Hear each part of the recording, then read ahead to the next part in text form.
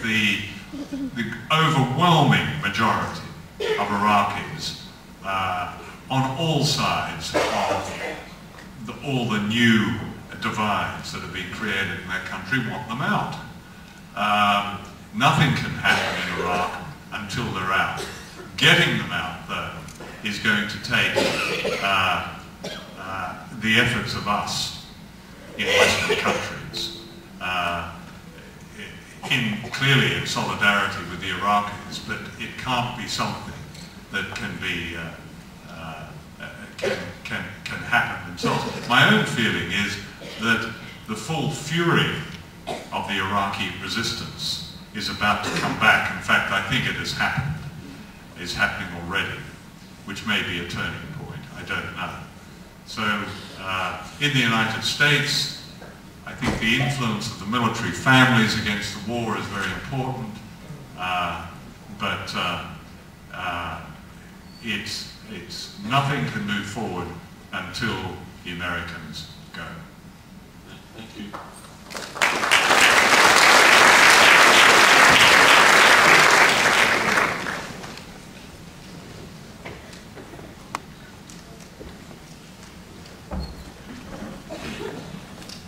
I have one question. In your writing and in your films, you're repeatedly referring to the mainstream media and the corporate media being dishonest about what they're reporting. I was just wondering, do you ever feel pressure? And if yes, what kind of pressure have you ever felt from the powers that be in this corporate media? Or is it largely, they just largely ignore you? Because you've been pretty vocal in the past. Well, yeah, I mean, most of my life has been feeling pressure, I can assure you. But the more pressure you feel, the more skilled, I think, you get at either resisting it, navigating through it, or trying to ignore it. You can't really ignore it. So, yes, I've often felt pressure. Someone wrote a whole book about the pressure I've had making television documentaries, but I've had also had a lot of very powerful support from people I've worked with and people who want to see documentaries like this one shown. So I think we'd be here all night if I described all the pressure, but the important thing is not to get into it.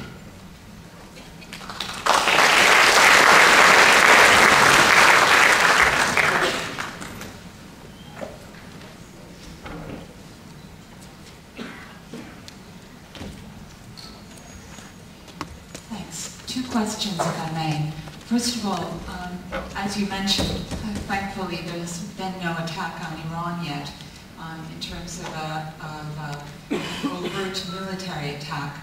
But the U.S. has made it very clear that they're in the business of subversion of all kinds. And I wonder if you have any specific information about that. And certainly there have been bombings in Khuzestan, in the Arab areas. Baluchistan has had a lot of problems. Yeah. I wonder if you've got any details about that. Secondly, you mentioned in the film about the pipeline in Afghanistan, and again, that's something one sort of hears was in the works. Has actual progress been made on that, and what's happening in that regard, please? Well, on the last one, progress has been made on the pipeline, yes. And pipelines are absolutely central to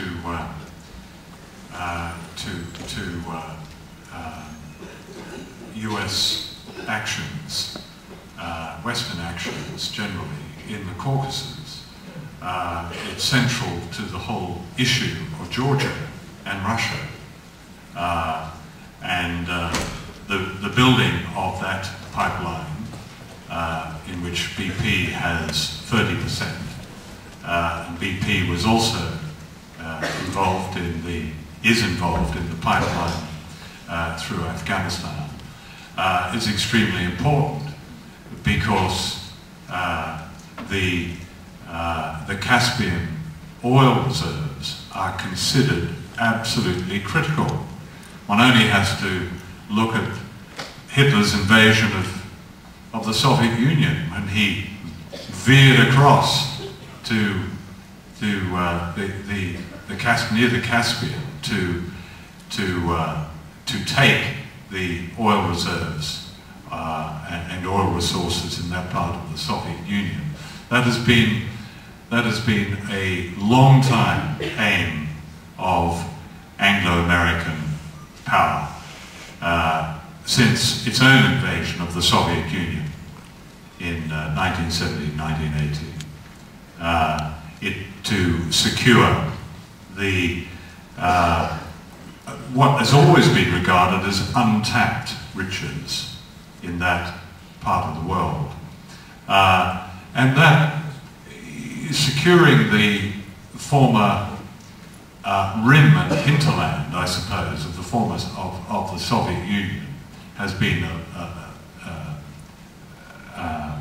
a long-held ambition, so that in the stands there is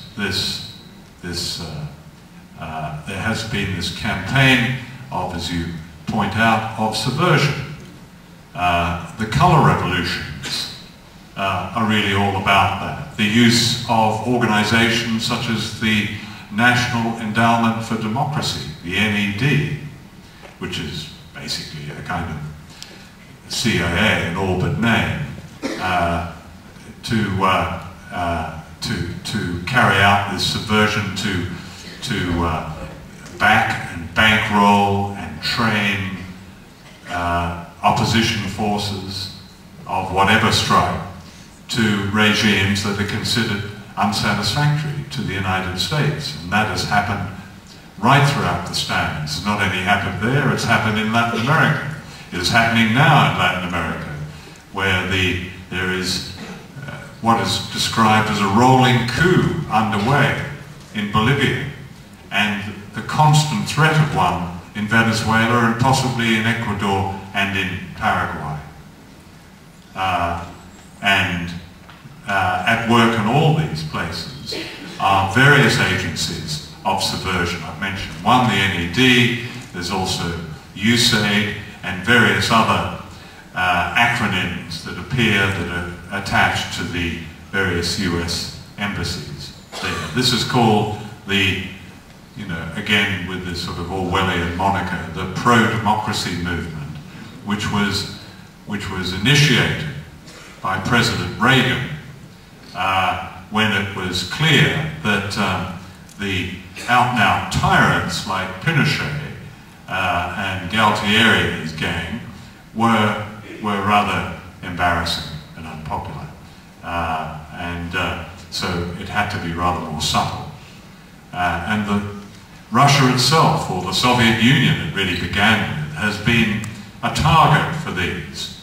The devastation of Russia by outside forces from 1991 on, and by its own oligarchs, its own corrupt elite, stealing massive resources and then running off to buy a Chelsea football club and sail their yachts around the Mediterranean.